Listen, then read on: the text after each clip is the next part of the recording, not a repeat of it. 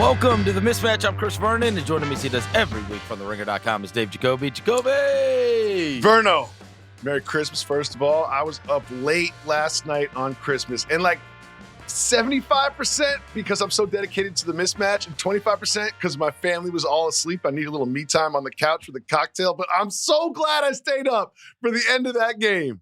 Oh, my goodness. You saw an absolute epic. Jokic and the Nuggets beat the Timberwolves in overtime.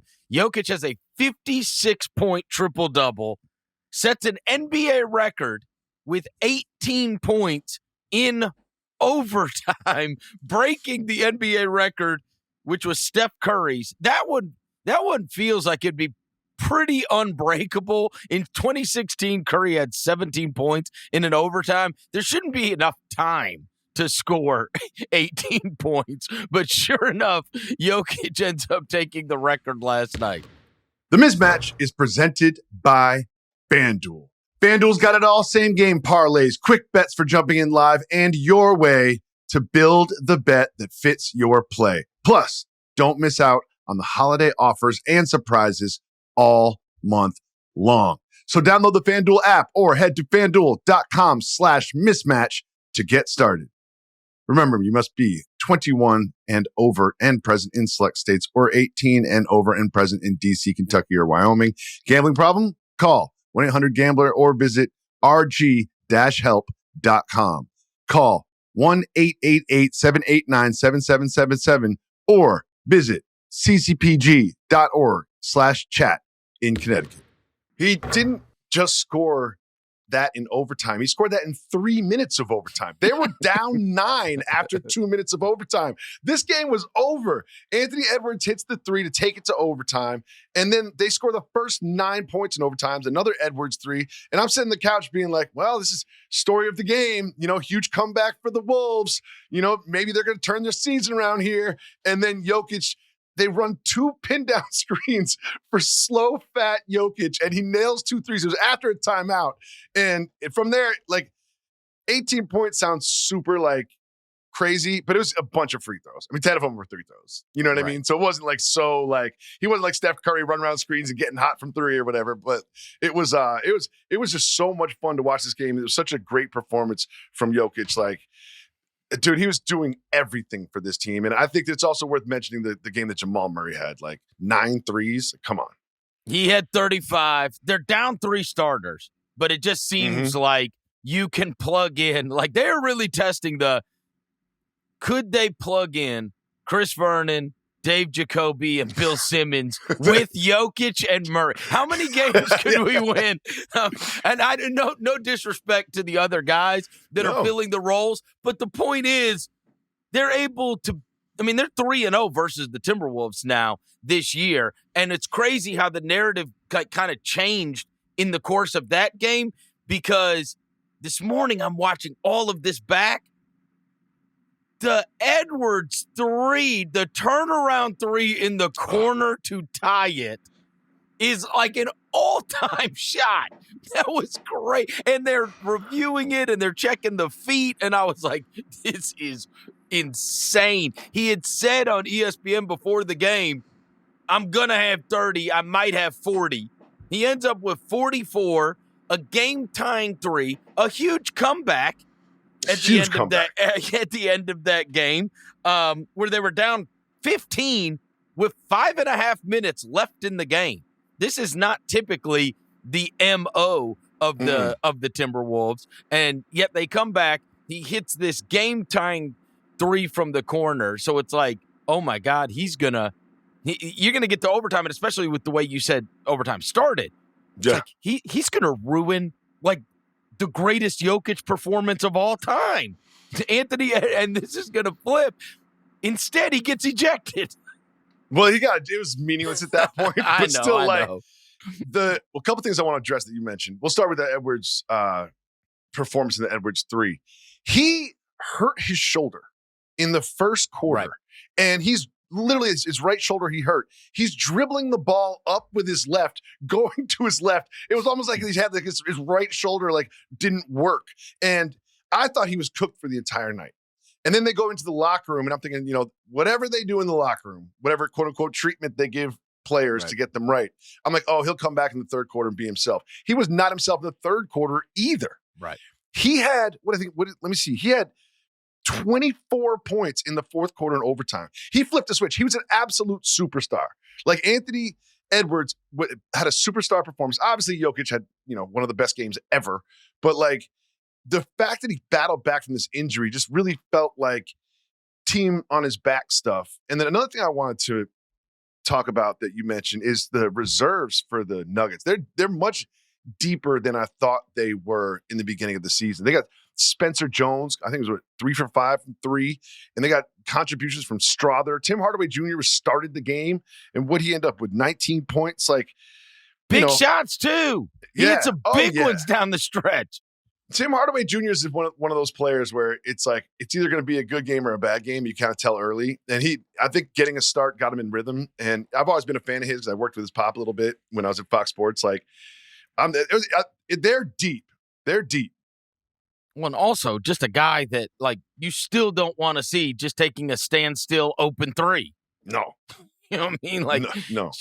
Shooting fish in a barrel sometimes. You saw a bunch of times last year where he would have those games for the Pistons where Cade would just be, dissecting the defense, throw it out there, and him or Malik Beasley would just knock down open threes because they were generating them, and there is nobody better at generating those shots than Jokic. Can we just take one step back just for a moment to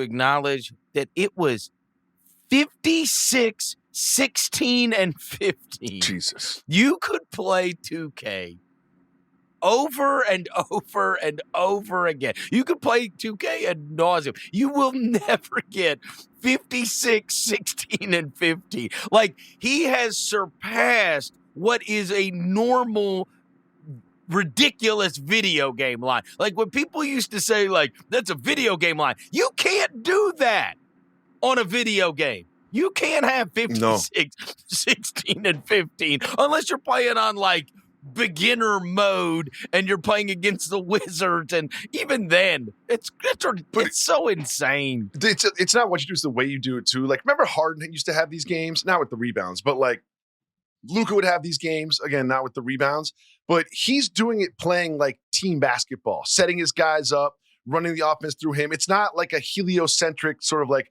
give me the ball and I'll get it done sort of a 56 points. Like, he's making the right plays. He did this.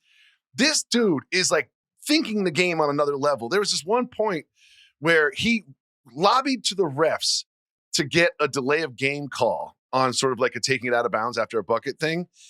And it seemed so insignificant at the time because you don't get a free throw or tech or anything.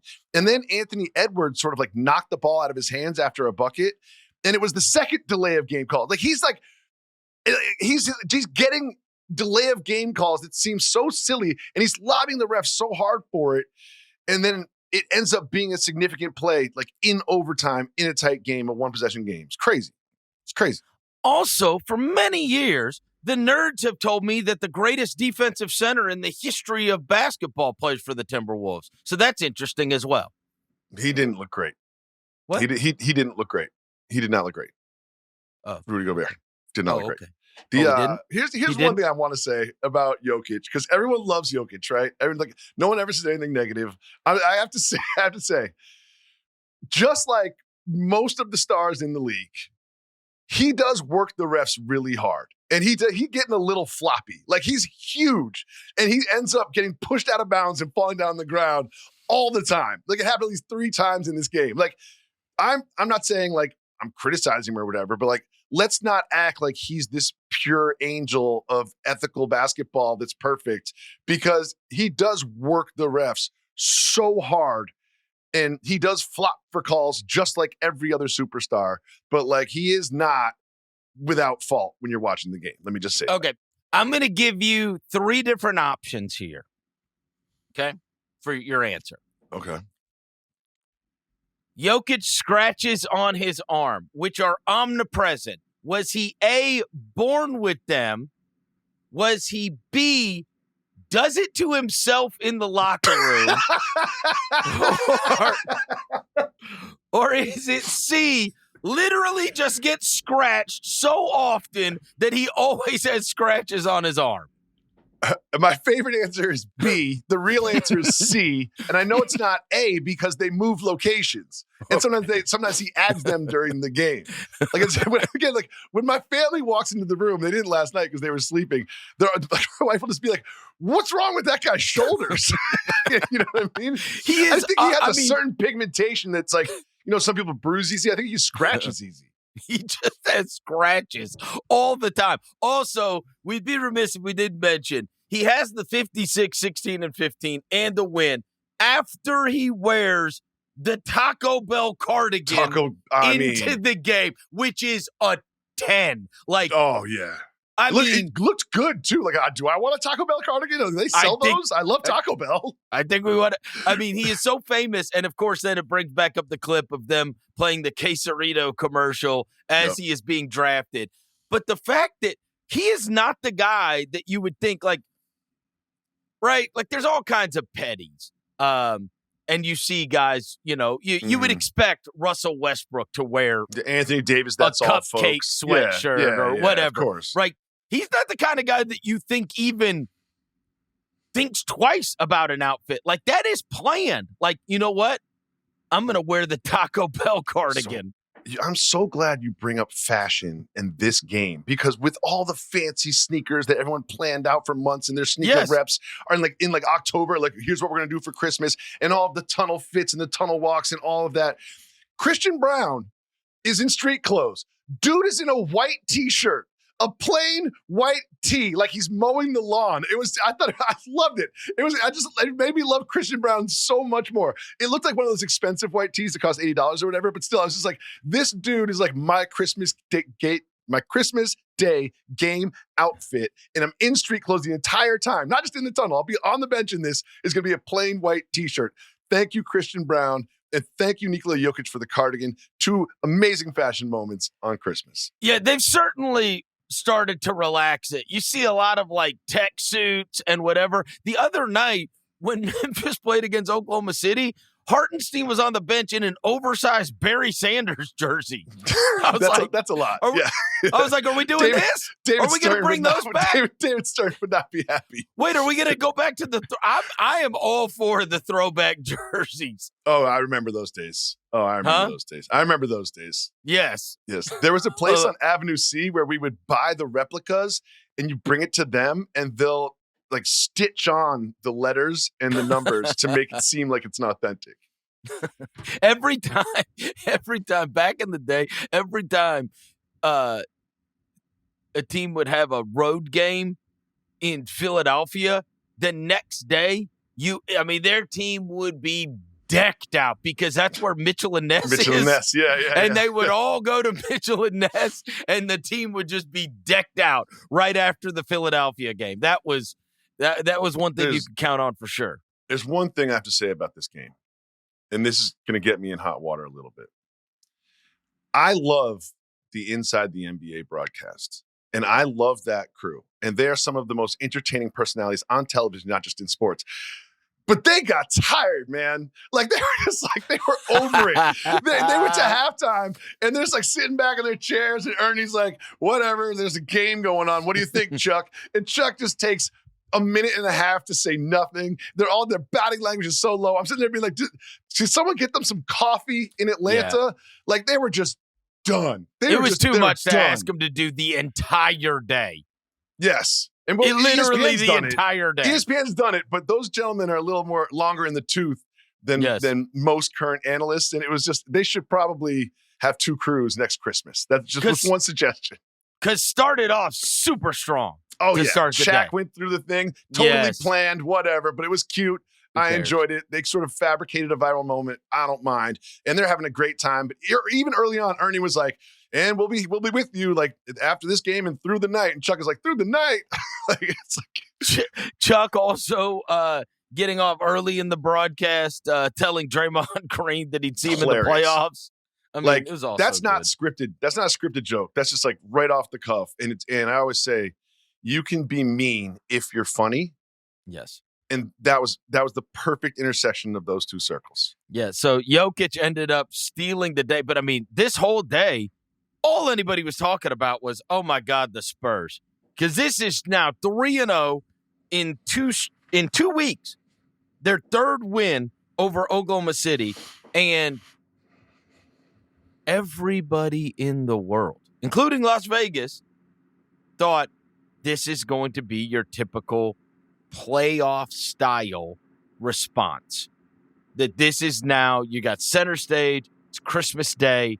This is going to be Oklahoma City imposing its will. They had not lost a home game, right? So now they're getting them on their home floor, middle of the day, huge stage, Christmas Day. They will make the proper adjustments, and they'll run out the Spurs on Christmas Day as a response to what has taken place recently. Well, I felt the exact same thing. I was like, they've played them on the road and lost a close one. They got their asses kicked in the Cup game in Vegas.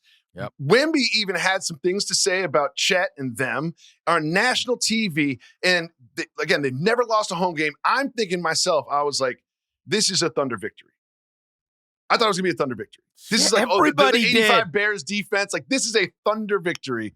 And what happened? I forgot. Everybody did. Well, you have Fox was the best player on the floor. Mm-hmm. He is the thing that has not gotten enough credit for San Antonio this year, right? It's Wemby. But, I mean, talked about how they were 9-3 in the absence of Wembanyama. And, like, this guy can get to a superstar level. The way he was controlling the game, the way he's navigating around screens, the way that they're able to keep the turnovers low. That's the trick. Against Oklahoma City, we talked about this all last year. There were some games, like on average, a quarter of their points come from turning you over. Yep. They make everybody look like a mess. Everybody. So what if, and you even saw it when we got to the NBA Finals. We talked about this all through the playoffs. It was so much easier said than done to be able to keep your turnovers at a reasonable rate. And if you could be in these games. You could make comebacks. If you could get them to play half-court basketball. And so San Antonio, here's the massive problem that they present them. With all these guards, and especially Fox leading the way and navigating it, A, they're super comfortable playing you in the half court because they've got a 7'5" guy. Yeah. Also, with all the guards and all the ability to dribble with pressure, most teams just don't have that kind of crew that can dribble under pressure and not make goofy passes across where they're just picking it off and now they're running off on you. So they present like watching it yesterday, you're like, whoa. Like, they are just a uniquely terrible matchup for this because they've got the guards to be able to handle the pressure. And then if they're not turning you over, you're going to make them play half-court basketball, and they can direct the shots who they want to direct the shots to. So yesterday, it's like, fine, Alex Caruso, take as many corner threes as you want. Now, he's never going 0 for 8 before he hits his first one again. I think it was 9, dude. I mean, it was bad. Oh, let me talk about those Caruso shots. Yeah. Oh, my God. Because, sometimes for the show prep, I'll go back and click on the box going NBA.com. So I was like, let me just watch these Caruso shots again. SGA had 2 drives with just highlight passes to wide open Caruso. Like, he had 5 of those misses, and were just wide open, great setup, practice 3-point shots. And I also think the first 3 in the first quarter were like bad misses. Like, he missed 2. One was an air ball, and they're not close. And I think that got in his head. Like, he just could not hit anything. And SGA is standing on his head, getting through, getting past his man, driving 2 defenders, going a wraparound pass to the corner. And this guy's got 4 seconds to hit the shot at home. And not even close. Not even close. SGA 2 for 10 in the second half. J. Will was 1 for 5 in the second half. J. Dub. Caruso, as you mentioned, had all those missed threes. And Chet Holmgren, who got called out, Wemby saying there's no comparison basketball-wise. He's 5 for 9 for 10 points in the game. It didn't look good. Yeah, and so those are the big three for Oklahoma City, and you saw what happened in the second half of that game. Here's a couple of thoughts on them. Here's SGA on San Antonio. You don't lose to a team 3 times in a row in a short span without them being better than you. So we have to get better. We have to look in the mirror, and that's everybody from top to bottom if we want to reach our ultimate goal.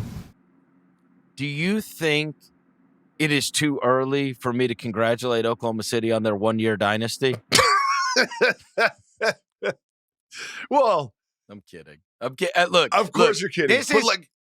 This is the way it goes. Look, we're gonna just overreact and to everything that happens throughout the course of an NBA season, right? That is the necessary evil of talking about this stuff all the time. The recency bias, what just happened.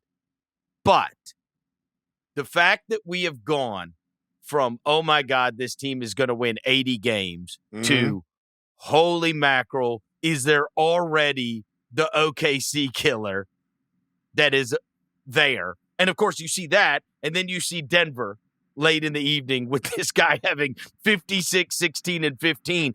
It has just, in these last 2 weeks, as they oddly have gotten their guys back and gotten healthy, these last 2 weeks, everybody's opinion has now changed from, oh my God, who is going to beat them ever?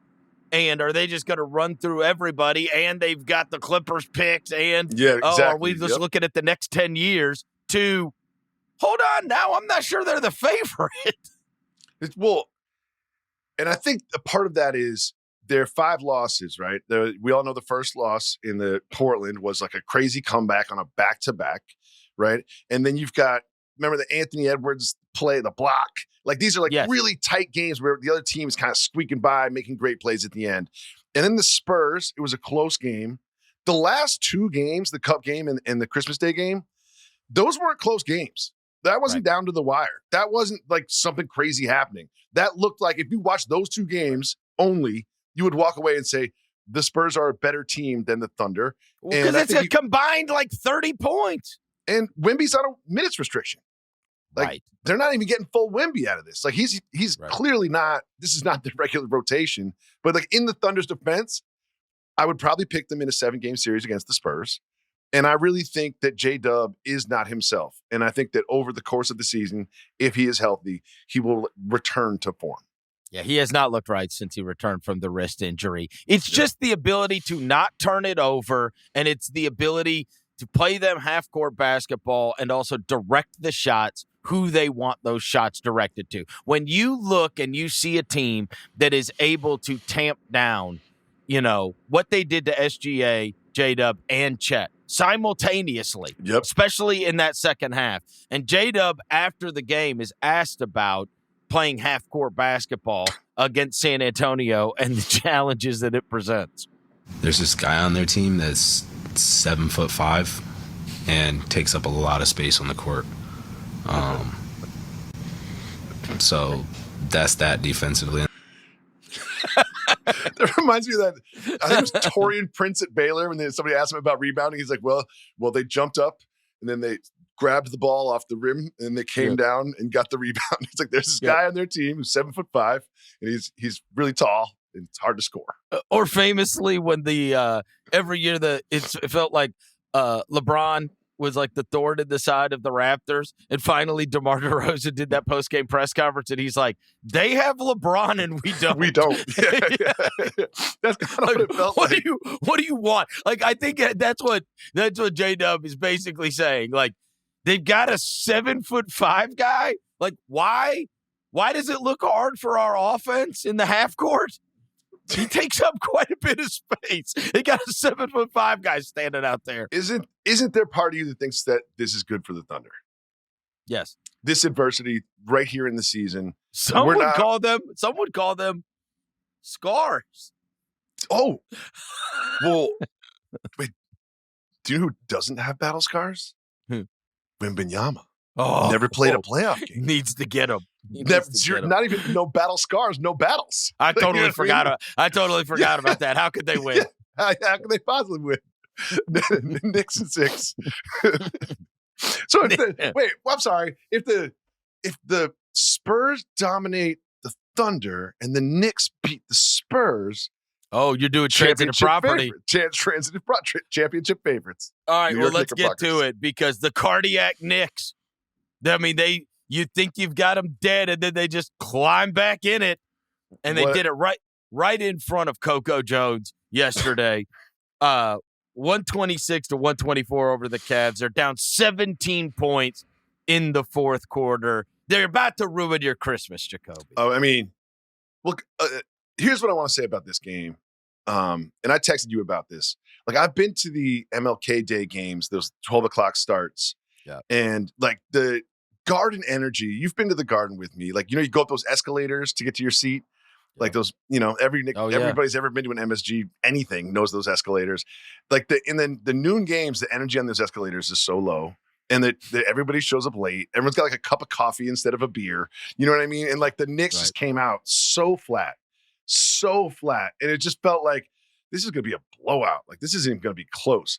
But tale of two gardens, because, I mean, this is every arena when your team is coming back and making shots and getting stops in the fourth quarter. But the Garden energy in the first quarter and the fourth quarter were just two completely different places. And it was just so much fun. And there's a couple players that we should probably highlight, Verno. Well, I would say that 13-2 run that they went on to cut it to 1. I mean, I don't care what time of day it is. That was like top tier Madison Square Garden. Yes. That was insane. They're showing Tracy Morgan on the sidelines. He's dumbfounded. Oh, it was so good. It was so good. And Brunson at 34. Clarkson, absolutely huge. And that has proven to be an outstanding signing for them with 25. And then they were highlighting it on the broadcast the entire day, how Mitchell Robinson flipped the game. That his ability to grab those offensive rebounds just changed everything. And boy, Cleveland fans, I had some Cleveland fans reach out to me and said, please trash Jared Allen. I was like, oh, God. Well, this is they're on Jared Allen's ass, boy. The thing about Mitch has been doing this to this team since the playoffs, like I think it was 2 or 3 years ago. Like for some reason, Mitch just has this team's number, and he's could physical. Not stop him. He's physical, man. This is what Mitchell Robinson does. I right? know, but he makes those guys. Secret. But if he makes the coach those of the guys. other team, he's got to be so infuriating to be like, don't do anything else. Just box out Mitchell Robinson. I don't care if you have to foul him. Wow. I don't care about anything. It's got to be so frustrating. There's one possession he got 3. Like, think about that. Well, no, he makes those guys. He makes those guys look like stick figures. He does. And the ball sort of finds him in like a weird Kevin Love way. I don't think he's got the sort of like cerebral approach to the game the way Kevin Love did as a rebounder, but he gets to the right spot. He sees the angles and he gets the rebounds, and like he's been doing that. He suns Jared Allen every single time. Every time. Every single time. And it just seems, and I know that Knicks fans post about this quite often, it just seems like every offensive rebound, it's one thing to grab offensive rebounds. It's quite another for the offensive rebounds to feel like 90% of the time they generate some kind of open shot, many times an open 3. And it's like, it's one thing to grab the offensive rebounds. It's another thing to make people pay for grabbing that offensive rebound. And it feels like the success rate on Mitchell Robinson offensive rebounds turning into more Knicks points is just out of this world. 100%. And so you remember there were rumors that the British rapper SD Kid was like secretly Timothée Chalamet, and he came out with this song last week that was super popular with that rapper. Yes. Tyler Kolek is actually Timothée Chalamet.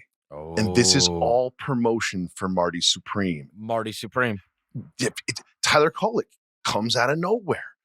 All of a sudden, the cup game plays great, then plays great in the next few games. on Christmas Day when all of the eyes are on the Knicks and Marty Supreme happens to come out. Tyler Kolek is actually Timothy Chalamet in disguise. Do you agree? I know you do. Yes.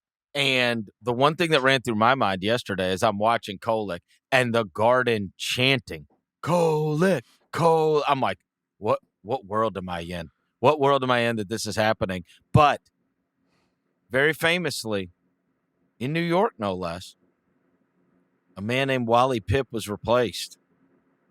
And Lou Gehrig then went on to set the record for consecutive games played. We got a little I mean, if you're McBride, you got to be looking. You're like, I think this is a contract year for Deuce, too. I like to see the success of this guy, but, I mean, it is one of those deals where, and, you know, we in our last episode, we were talking about, like, the Spencer brothers, and I was telling you, like, so the team that I watch on a regular basis, right, they've got what do Kolek and the Spencer brothers have in common, Verno? You're going to hear me. Here's what I'm going to tell you. It's like John Morant and Ty Jerome and Scottie Pippen Jr. and like all these guys. And it's like, and then the same thing goes with the Knicks. You got all these guys, but then you have this other guy who's gotten to play. And it's like, even when everybody comes back, he has to play. Like he has bullied his way into this. And that's what I was thinking as I'm watching Kolek. I'm like, when they get their guys back, like he has bullied his way into this rotation. You sit there and you watch. How do you not play him? Like, he's just extra possessions, winning plays. And, like, it's not like it's without the production as well. He has 16 points. He has 9 assists. He has the chase down where he swipes the ball away from Donovan Mitchell, who was for sure winding up for a windmill. Jumped off 2 feet. Here's Kolek after the game talking about swiping down and batting it away from Donovan Mitchell. We always talk about next play speed, and I saw him running, and honestly, if he ran and just did a regular layup, I wouldn't have caught up to him, but he wanted to do some windmill. He slowed down. He was trying to do something crazy. He wanted to do some windmill-ish.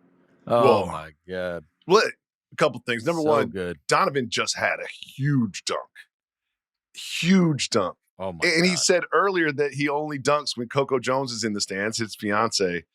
But when that Kolek play, I thought was a foul. Didn't you think it was a foul? I thought he got his arm. It looked like a foul. I thought he got his arm. It turns out it was like elbow to ball, and then they said if it's arm. Ball first, right? Yeah. Like they're like, if it's ball first, and I guess he did. I guess he got ball first. I want to say one thing about this game because we're gonna, make jokes about Tyler Kolek being Timothy Chalamet and celebrate Mitch Robinson, the dominance over the Cavs, and yada, yada, yada. I walk away from this saying, Cavs are pretty good.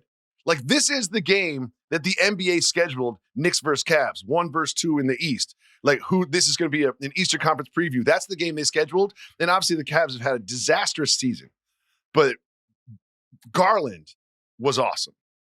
And if they really get Garland at 100, Mitchell at 100, and, the other guys hitting shots, this is a formidable playoff contender that could come out of the East. And you also know that they have gone through all manner of injuries to start this year, right? If they get their full slate of guys, you also know that what that showed last night, despite the fact that they blew the 17-point lead, is there's not a court in the world where for a given night and maybe 4 times within the course of a series that Mitchell can't be the best player on the floor. I mean, he was unbelievable. Bro, that 3 that he had and then the dunk. I mean, there was twice I jumped off my couch. I was like, oh my God. Like, those are superstar plays. Unbelievable, those are man. superstar plays. Absolute superstar plays. And I really think that I think it's all Darius Garland. I love the way he played. Like, he had some great passes. And I just feel like if he gets to 100%, I think the Cavs go on a little run if Garland continued to play like this. Because Mitchell's, he's been making superstar plays all year, but like those 2 that you're talking about, and I think that's why he went for the dunk too. Like, he's feeling himself. It's Christmas. Well, the thing is, it's all about, and Cavs fans, it's Mobley and Allen, right? And the frustration that comes from that. And is that going to be able to hold up, to be able to make first and second round runs in the playoffs, because those are the guys that frustrate the Cavs the most. I think, it's Allen, man. And because I love Jaron Allen. Well, and Mobley too. And Mobley too. I know Mobley's coming back from the Cavs. I didn't think he was going to play. You know what I mean? I got it. Yeah, but Allen, I loved Allen on the Nets. I loved him when he was on the Nets. And it's just the idea that they become shrinking violets when you're going up against super physical, tough teams. Well, the whole point is they've got two bigs that they should get all the rebounds and do all the rim protecting, and this is Mitch does to them what they're supposed to do to everybody else. Right. That's right. I don't know. I think the Cavs go on a run though. If Garland plays like he did last night, I think they go on a run. Well, and the Mitchell thing highlights. I mean, you got to see that was the best thing about the NBA having that stage yesterday, is because we talked about Ant and we talked about Jokic and the performances that they had. We talked about Brunson and of course the huge shot with a minute left in that game, and on the other side Mitchell. So their stars being, if people tuned in, I always talk about, if you had never watched a basketball game in your life, you could and you watched the game, you'd be able to tell who the best players are just from watching the game. That was not true of Oklahoma City, not everywhere. But I'm not saying with Steph, not with LeBron. But of the victors yesterday in many of the games, you could very easily, a non-basketball fan could have pointed out, oh, that guy's the best player on the floor. Yeah. And that was true of Fox and Wemby, obviously, because anybody, I mean, I even had people over at my house, I'll be that are not basketball fans. And I mean, you see it on the court and you're like, what is that? The Wemby thing is just, for somebody, I would encourage anybody that has non-basketball fans in their life, turn on a game that he's in and look at the reaction. For the people that don't even know that this is a thing or this human exists, the second they see that this human exists, it's like they've seen an alien, right? I saw the press conference about this where they said there are actually files that there are aliens, but he plays for the Spurs. Yeah, so why is he in the NBA? He should that be was in Area a real 51. thing. The Mismatch is brought to you by FanDuel. The NBA season on FanDuel is all about the boost, because game days mean your chance to boost your bet and make every play pay off. That's right. All customers get a 30% single game parlay and parlay profit boost. I love a couple upcoming games that I will be opening up my FanDuel app and getting involved in. First of all, this is Friday. If you're listening to this in the evening, I will have an eye on Phoenix heading into New Orleans to play the Pelicans. For whatever reason, I love watching these Pelicans play. They have been playing better of late, and I'm going to pick them to win over the Suns. And then on Saturday, we got a great slate of games. I'll be locked in on the Cleveland Cavaliers traveling to Houston to play the Rockets. The Rockets beat the Lakers on Christmas Day. The Cavs lost heartbreakingly in the Garden to the Knicks, but I love the way that Garland played, and I think the Cavs are starting to turn it around, and I'm going to pick them to win on the road. The games never stop, and with FanDuel, you've got more ways to make every win even bigger. So lock in your bets, boost your odds, and make every night count with FanDuel, official sports betting partner of the NBA. You must be 21 and over and present in select states, or 18 and over and present in D.C., Kentucky, or Wyoming. Opt-in required. Bonus issued as non-withdrawable profits boost tokens. Restrictions apply, including any token expiration and max wager amount. See terms at sportsbook.fanduel.com. Gambling problem? Call 1-800-GAMBLER or visit rg-help.com. Call 1-888-789-7777 or visit ccpg.org/chat in Connecticut. So you mentioned the Lakers. Okay, let's start at the end, which is JJ Redick talking about how fun tomorrow's practice is going to be for the Lakers. It's a matter of making the choice. And too often we have guys that don't want to make that choice. And it's pretty consistent who those guys are. And so Saturday's practice, I told the guys, it's going to be uncomfortable. The meeting is going to be uncomfortable. I'm not doing another 53 games like this. He's so right? pissed. Oh, buddy. He said, I'm not doing another 53 games like this. It's a matter of guys making the choice. I agree that it's probably a matter of some guys making a choice. It is also a matter of slow feet don't eat. And, I mean, he said this in the preseason. It doesn't make it any less frustrating, I'm sure. But he said in the preseason, we don't have defensive players. Not a single what we one. have. Not a single one. So it's like this is not something that's like, oh, we've gotten to Christmas. It's like, wow, the Lakers have trouble staying in front of people. Now it's like, and I think JJ's point is, okay, we have limitations defensively, but our limitations should not be playing hard. And we don't even with our limitations, we don't give it the requisite effort to be able to stay in front of people and make things a little easier on ourselves. When he says we don't care enough. That's what he said. Because I watched the whole stupid thing this morning because I was watching other games. I'm not watching the press conference after the game on Christmas. And he's like, we don't care enough. And then he says, we got guys, where is it? Too often we have guys who don't want to make that choice. Too often we have guys who don't make that choice. And like, it's hard not to think about Luka, DeAndre Ayton, and LeBron James. It's hard not to think about those guys. Like, because Reeves went out. Reeves was like, Reeves, man, you can't blame me. He had a calf problem. But I do think that it's not an effort thing with Reeves on defense. It's just like, he's just tiny and can't play defense. But like, Luka had some defensive lapses in this one. They were pretty bad. Like, he was kind of a bucket magnet. And this Lakers team. You think Nico Harrison had a good Christmas? Is that what you're saying? Probably until Anthony Davis got hurt. AD went out. Yeah, I told you. I don't think Nico was watching the NBA on Christmas this year, but like, no, but last night he had like a big drink and he was like, "Oh, imagine that! The coach is frustrated with defense." yeah. I walked away. We'll talk about the Rockets in a second, but I walked away from this one being like, this Lakers team is just broken. Like, they're just broken. Like, it's unfixable. They don't have a player that can get a stop. Like, maybe Vanderbilt, but like, well, they tried Marcus in the second half. I mean, that's what they tried. They tried Marcus Smart. That's what they. Yeah. I mean, they put him in. Like, he was starting the second half because he's like, all right, I can't take this anymore. At least he'll try. What? How did Marcus Smart? Remember, like, Lethal Weapon? We're showing our age a little bit. But remember when Mel Gibson, Lethal Weapon, would smash his shoulder back in? Do you remember that? Like, Marcus Smart couldn't. They threw him a pass. His right arm is, like, dangling down to his knee. His shoulder's out.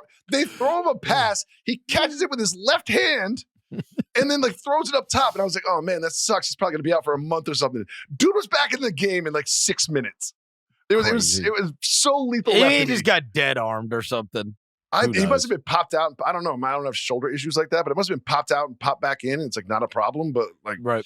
I was shocked by that. But he's got some really laughable turnovers too sometimes. No, but the point is, JJ Redick's looking around and going, "I'll play this guy," right? Because I mean, he'll try. At least I have a chance at a stop. Maybe if this guy's in the game. And but I think with his I reputation, agree with you. He's not a don't care enough. He's not a don't care enough kind of player, Marcus Smart. I agree with you. That felt more about the Lakers than it did about Houston. But I think we should celebrate Houston because there's no question. I've been critical of Tari Eason in the past, because of his sort of like jump shot and sort of the way it looks and feels. Like somehow he's like the best 3-point shooter in the league now. And I loved Tari Eason's game in this one. Like, this was a very Tari Eason game. Couple steals, just getting everywhere. And his shot chart was, if it's outside 5 feet, he missed it. That's basically it in this one. I think he had 1 3. Well, and also, like, though the Lakers have been there towards the top of the standings, this has kind of evolved to where you watched yesterday's games and the way things have played out throughout the NBA Cup. And as of today, December 26th, we look at it and we go, all right, we've got Oklahoma City, we've got Denver, we've got Houston, and we've got San Antonio. Yeah. And then there's everybody else. I mean, it's hard to say that. It's hard to say that. It's hard to say that when the Timberwolves just went to overtime against the Nuggets. They're also 0-3 against them. That's fair. And also don't forget about the Rockets limped into this one. Like that loss in Sacramento. Also Denver is down 3 starters. Yeah, that's fair. I mean, they're down 3 starters. Take 3 starters off of any team and see how it looks outside of them. I'm trying to think if anyone else can creep into that top. What about the Los Angeles Clippers? They were there last year. One of the best teams in the Western Conference. Brother. You don't count them as one of the top 4 threats? Brother. No, Minnesota's obviously the one. Yeah, Minnesota would be the one that you could make a case for. And I also think that these Spurs have shown us that the gap between Thunder and everybody else is not as big as we all thought it was when they had one loss. No. I would say it's those 4. Yeah. At the top. Yeah. Yeah. I don't think anyone's going to argue with you except for people in Minnesota. I don't know if they maybe. I mean, they just went toe-to-toe with the Nuggets. I got it. But it's to lose their 3rd in a row. I think that's fair. I would keep him out. And Naz Reid looked bad last night. Yeah. So anyways, that's kind of where we ended up standing. And so I think we both agree that the Lakers yesterday, that obviously it's going to be, I hope there's so many people that cover the Lakers. I hope we get to hear who JJ Redick actually, like, did he really call out? When he talks about how uncomfortable, all right, it's one thing to be mad after the game. It's quite another. And then, because are we going to do the kumbaya? Like, it was a good conversation and everybody was open to what we talked about, whatever. Like, is he really going to dog cuss them in the closed meeting and make it super uncomfortable? He was so pissed. He was mad. He said, I'm not going to do 53 games like this. It's like, well, okay. Like, so what are you going to do? Because I don't see it changing. They're not going to turn into the Thunder defense. Like, I don't know. Like, what, are you going to quit? I think he's going to go back to podcasting. He's going to take our jobs. Old man in the 3. He's going to take our jobs. Old man in the 3 is replacing the mismatch, and they'll probably do it before we go to Netflix. I can see it now. JJ Redick is right now in Bill's living room pitching Old Man in 3 to Spotify. We're screwed. We're screwed. God damn it. He's going to go take he's going to kick Cam Johnson to the curb. And he says, hey, Cam Johnson, it's my podcast. I want it back. Yeah. And I also want to say this. I don't have any inside information about this, but my theory about the Luka trade was that it got to the point where there was off-court tension between the front office and the franchise and Luka. We've all heard about, they fired his guys and this and that. And I think Nico was just like, guess what? I'll show you who really has the power here. I do. You're traded.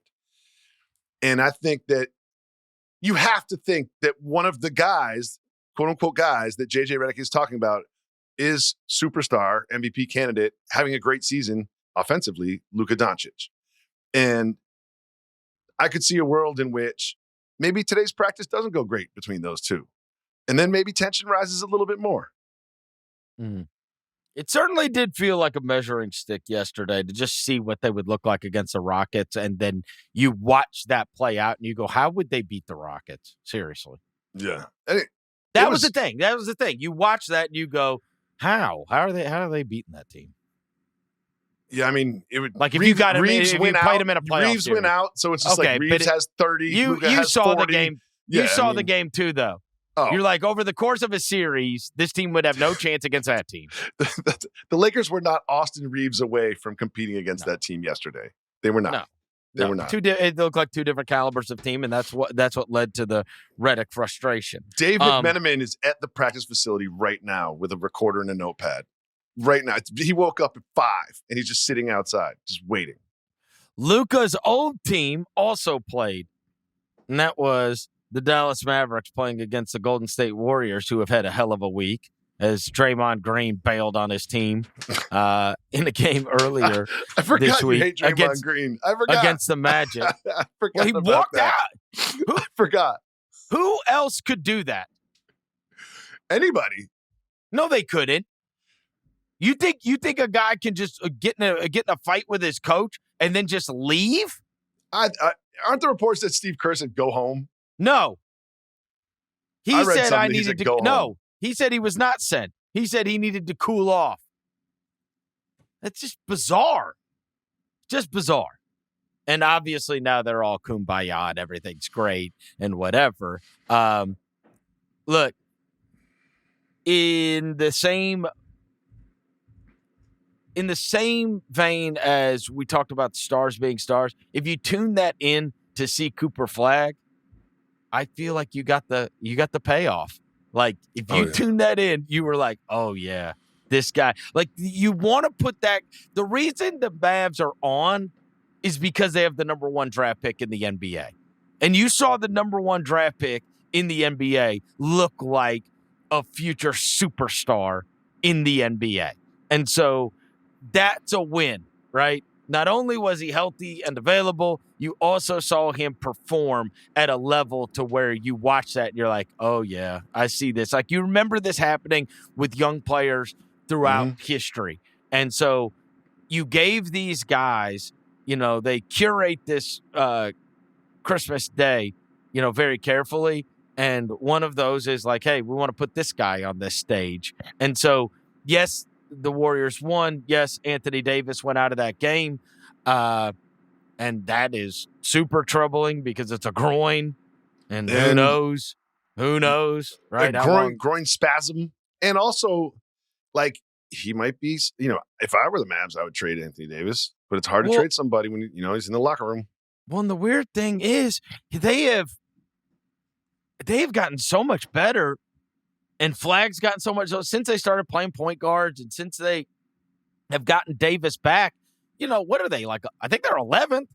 Like they're a team that you might be in the play-in when this is all said and done.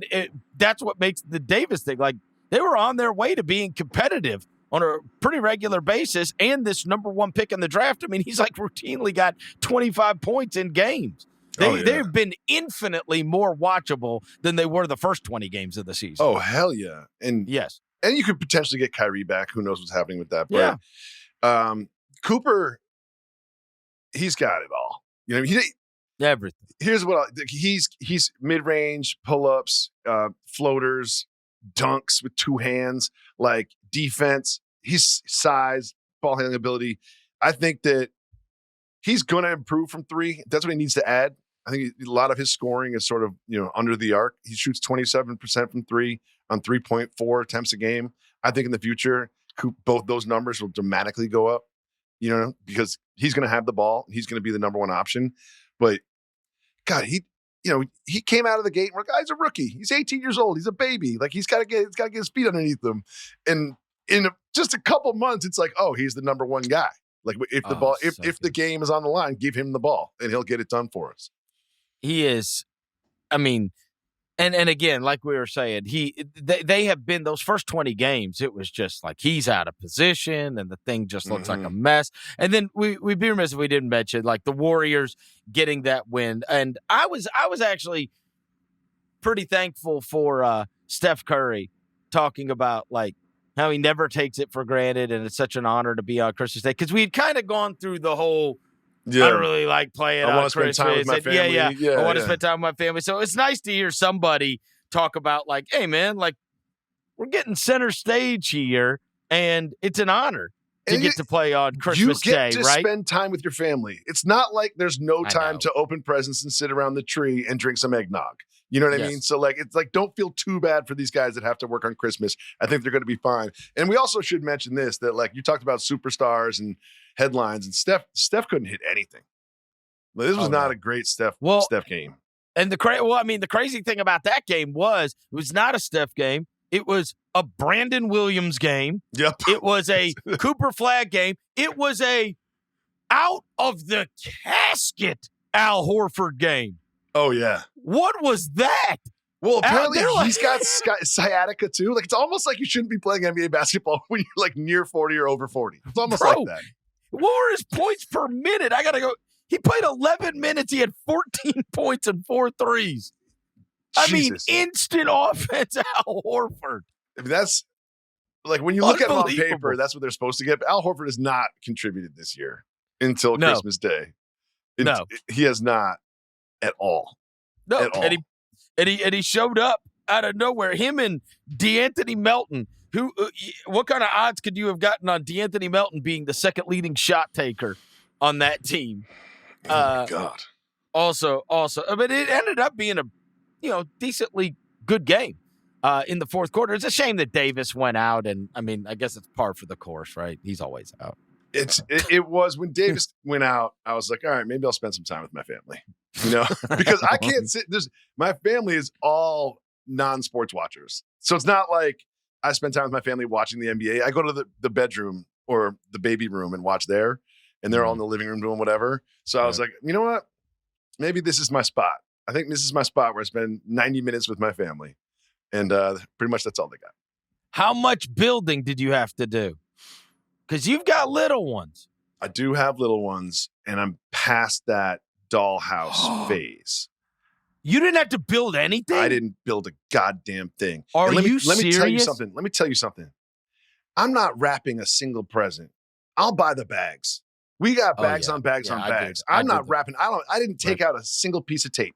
I did not take a single piece of tape out. If you don't want me to wrap either, because I'm terrible at it. I'm not terrible a present wrap. It's going to be in a bag. The bags are pretty. They're Christmas themed. They look good. I reuse the bags from Amazon too. Like if you give me a present with a bag, you'll probably get that bag back in just a matter of time. Just a matter of time.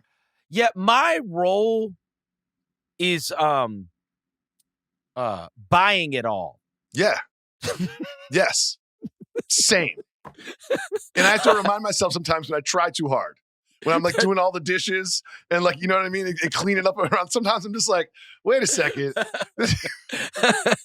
Or like putting the kids to bed. There's some sort of tantrum that I have to like tamper down. The John Hamm, that's what the money's for. Yeah. I mean, at the same time, I love contributing around the house. But we hosted a dinner on Thanksgiving Eve. Shout out to Juliet Littman, our colleague. You mean Christmas Eve? Food News. Christmas Eve. Yeah. So we hosted dinner. We had a family over. We had Juliet and her son Micah over. But that involves a lot of cooking and cleaning. So we're up doing all the dishes and cleaning everything. So we had like 13 people at the house, And then Christmas morning is chaos with the wrapping everywhere. Oh, wow. And just the glassware. I think we ran like we ran the dishwasher like 6 times in the last 24 hours. Oh yeah. Shout out to all the parents that did. Yes. All the moms. I was so grateful this year. I think the only thing I had to build was like a gaming chair, which was not hard. I mean, it was like an Allen wrench and 8 screws. That wasn't bad. Hard. Yeah. When you open the box and you see like 8 screws, you're like, I can handle this. Oh, because I have nightmares thinking about when they were little. Dollhouse, whatever that thing, Rainbow High Dollhouse. Oh my God. That was like 12 hours. Oh no, I had the one that was the bane of my existence was what was the name of the Shimmer and Shine? Oh yeah, Shimmer and Shine. Shimmer and Shine. Of course. The 2 little genies. Yeah. Their castle. Oh my God. Their castle almost. I mean, it almost ended me. And then Haley plays with it for 3 days and never touches it again. Just sits in a room taking up space. Right. I mean, because it had like things that you like when you set Shimmer or Shine on them, it would talk like in these different things. Oh my God. And there was 7,000 decals, and I have horrible motor skills. Like when I can't even cut straight. It looks like somebody with like one finger tried to use the scissors. It's like just shards, and like I could never commit like some kind of heinous crime because I mean like anybody would know it was me because it just looks like an idiot.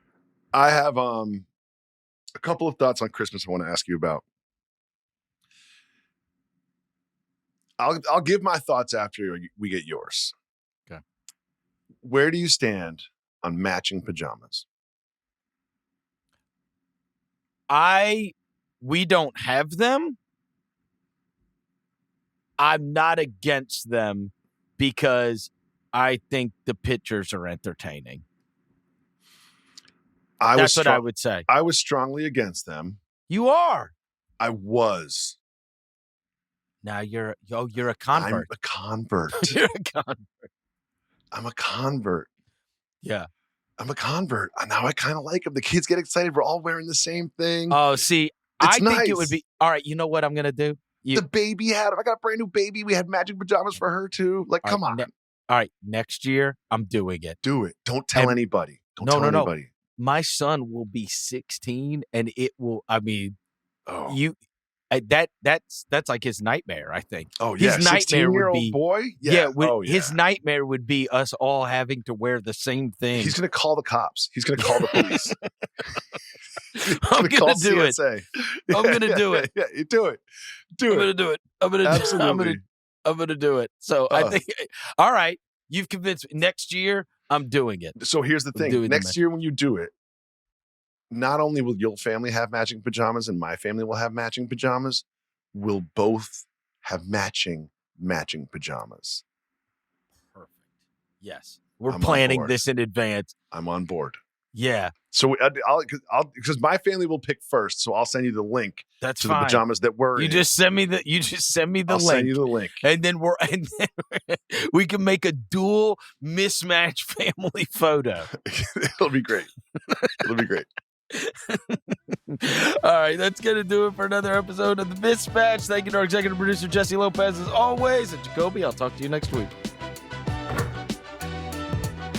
Must be 21 or over and present in select states. For Kansas, in affiliation with Kansas Star Casino. Or 18 and over and present in D.C., Kentucky, or Wyoming.